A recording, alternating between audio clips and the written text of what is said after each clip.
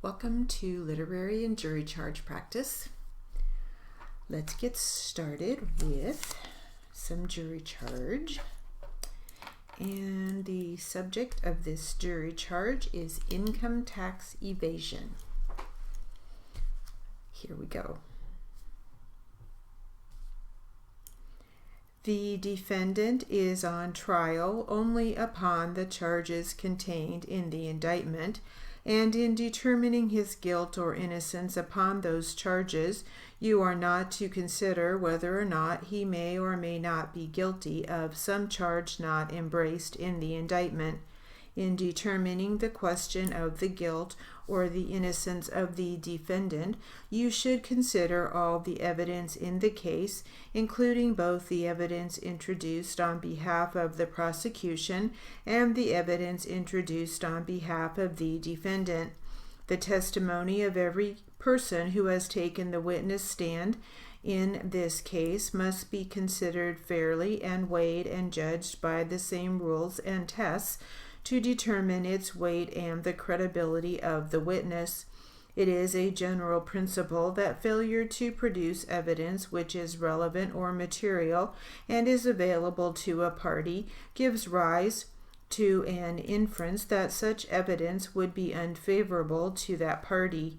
The indictment in a criminal case and each count thereof is a mere formal accusation by the grand jury against the defendant. It is not to be considered by you as evidence against the defendant and does not raise any presumption or inference of the guilt of the defendant. In arriving at a verdict, the jury should not be influenced by the mere fact that an indictment has been filed against the defendant.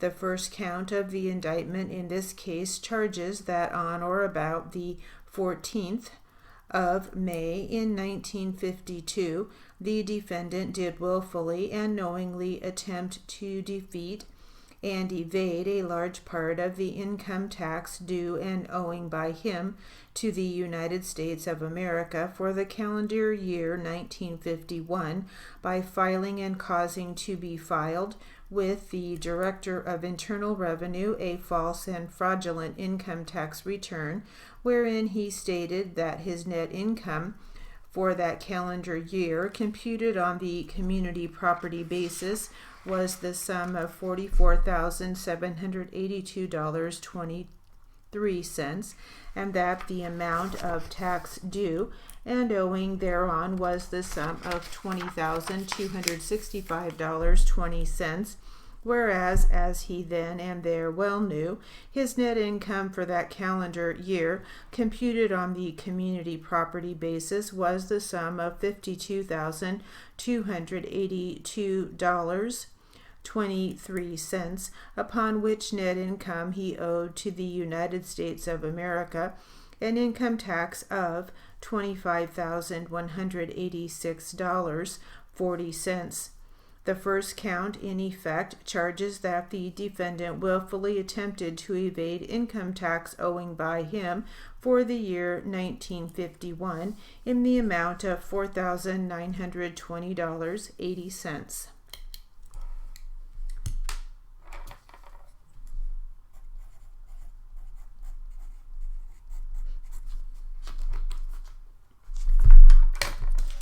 Let's get to some literary material. And this is called A New Perspective. Ready? Here we go.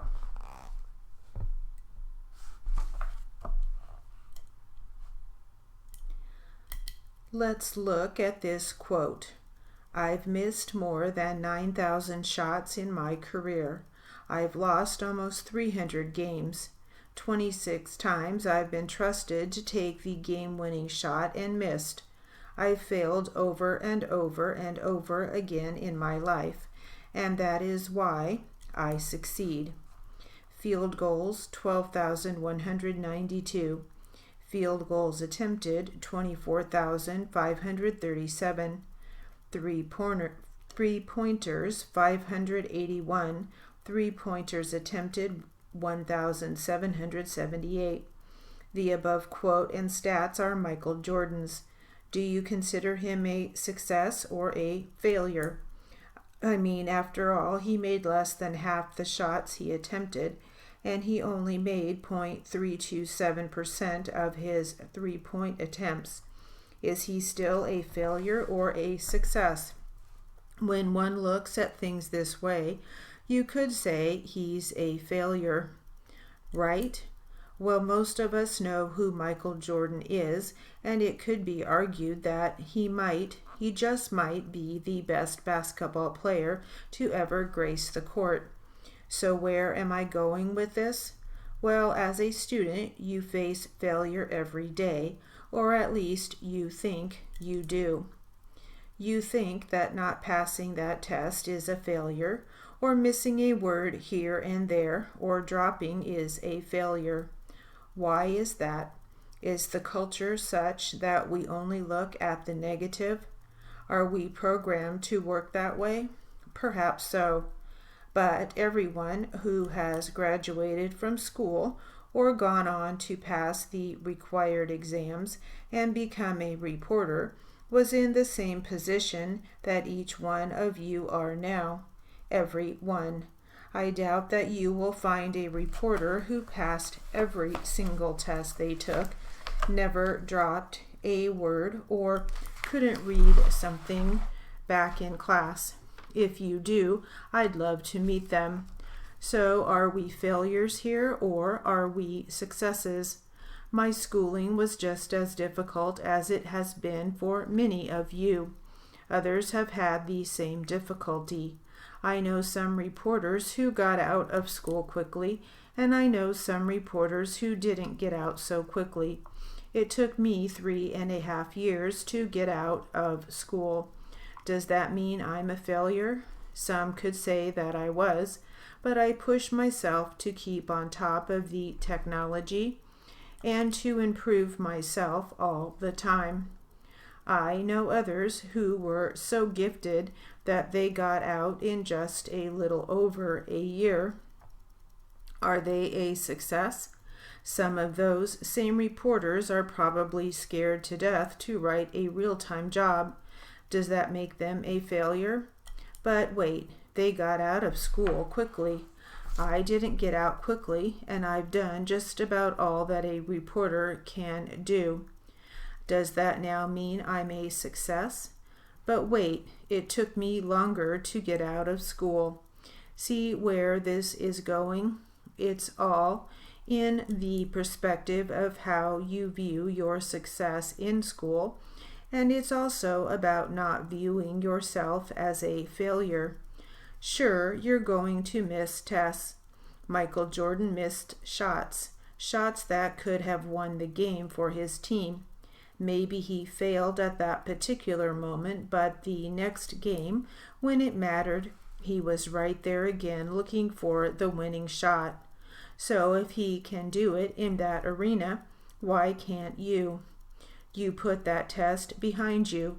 You put that bad day behind you, and you take that shot the next time it comes up. Your failures will make you a better reporter in the long haul because you can learn from your failure and become a success. After Michael failed to win the game, I'm sure he didn't sit around and sulk and get depressed. I would bet that he probably took what he had learned and applied it to the next game. You should take this same example and apply it to the next test. Did you miss 1 or 2 words on the test and fail? Did you miss 10 words and fail? Well, so be it.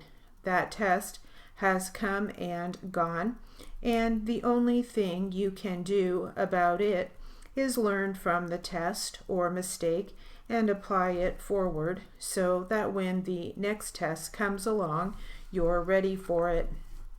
There are a very select few people in this country who can do what we do. You're part of that select few. Once you realize that you are part of the few, then and only then will you realize that you can do this, and by doing this, you will become a success. When you look back on where you've been and where you are now, how do you view it, success or failure? I say that you're all a success. You're a success because you can do this and you can make it through this program. Sure, it's going to be hard. It was hard for Michael Jordan. He made it look easy because he worked his tail off behind the scenes, I'm sure. That's why he became the success he is.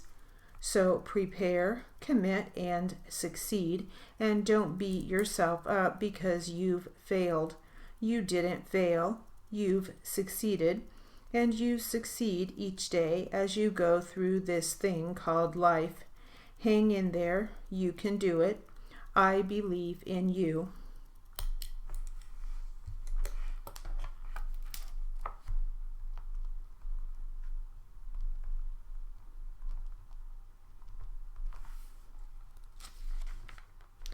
And that was written for the NCRA magazine by Breck Record. I hope I'm saying that right. He is an RMR in El Paso, Texas. All right, let's get back to some more jury charge practice.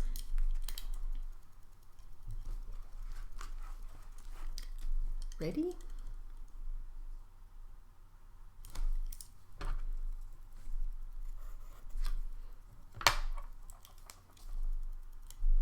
Here we go.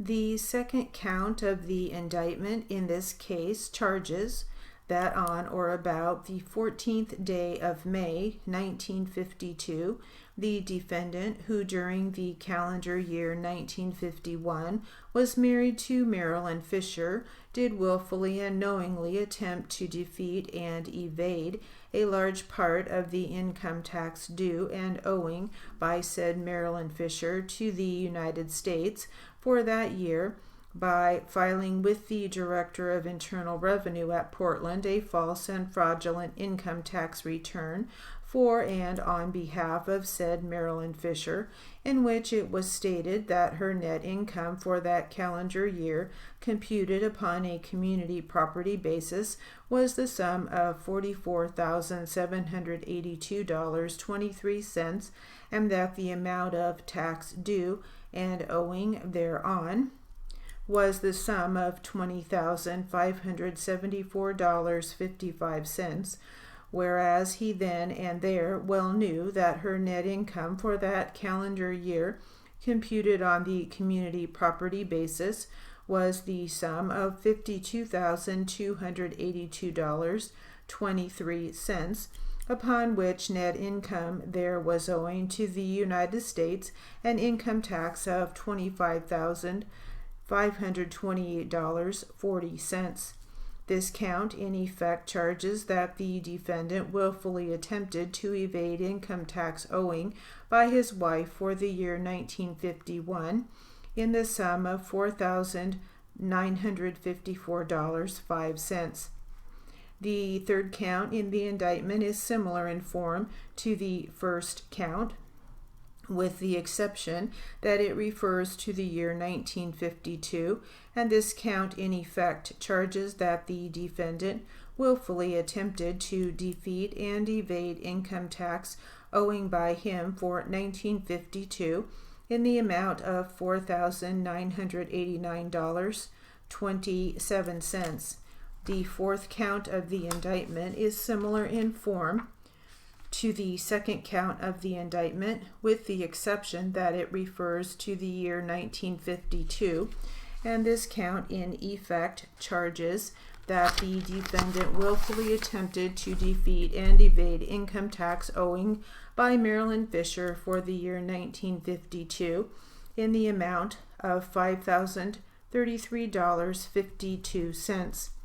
The fifth count of the indictment charges that on or about the 15th day of July, 1954, the defendant, who during the calendar year 1953 was married to Marilyn Fisher, did willfully and knowingly attempt to defeat and evade a large part of the income tax due and owing by him and his wife to the United States for the calendar year 1953 by filing and causing to be filed with the Director of Internal Revenue a false and fraudulent joint income tax return on behalf of himself and his wife, wherein was stated that their net income for that calendar year was the sum of $84,110.11, and that the amount of tax due and owing thereon was the sum of $36,105.08, whereas, as he then and there well knew, their joint net income for that calendar year was the sum of $100,560.11, upon which net income there was owing to the United States an income tax of $46,377.58.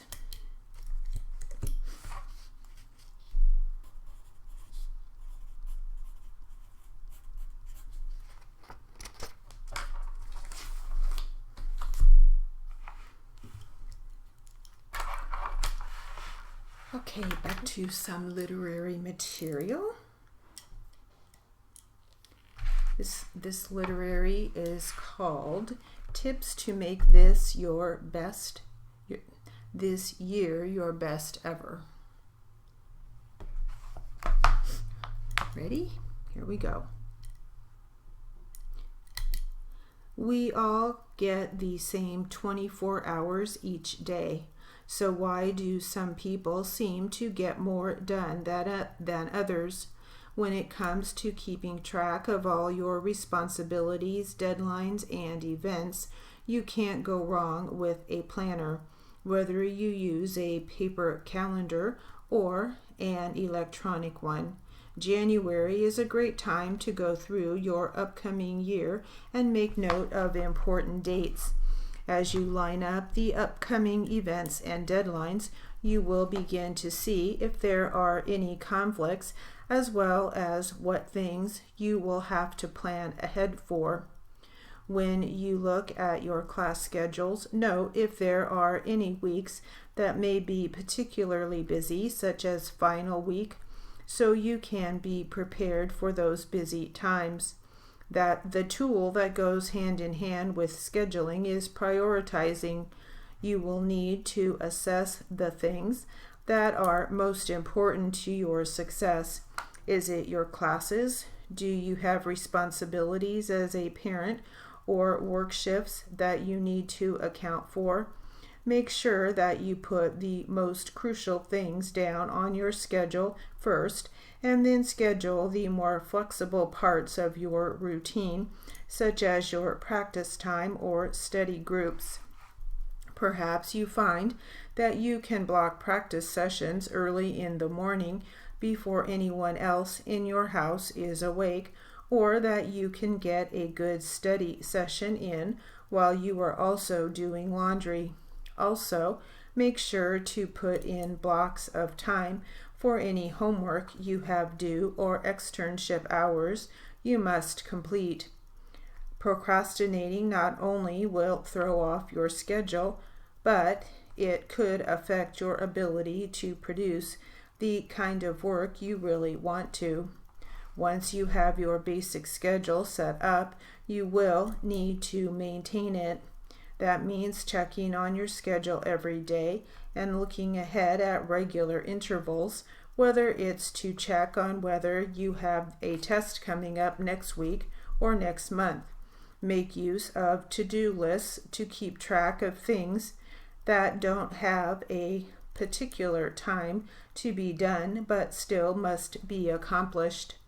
Some people find it relaxing to review their to-do lists each night, noting what has been completed and starting a new to-do list to get them started the next day. Others like to create a fresh to-do list each morning. Whichever way you favor, make it a habit and schedule the 5 or 10 minutes you need to make it happen. As an added bonus, crossing off items often gives people a sense of accomplishment and can be a reward in and of itself. While it's important to take breaks from studying and work to relax, be careful to not let those breaks stretch out so that they are ineffective. Don't let a weekend stretch into a week without touching your machine. Likewise, small breaks, such as taking time to text a few friends, or check out people's statuses on Facebook, can take up more time if you don't pay attention to the time. If you find that you get sucked into the web, set a timer and go back to what you need to when the timer rings. That said, it is important to take time for yourself, whether it's an hour for a massage, a couple of hours to see a movie with friends, or a vacation with your family. Make sure that you mark those events on your schedule too. And that will conclude our literary and jury charge practice.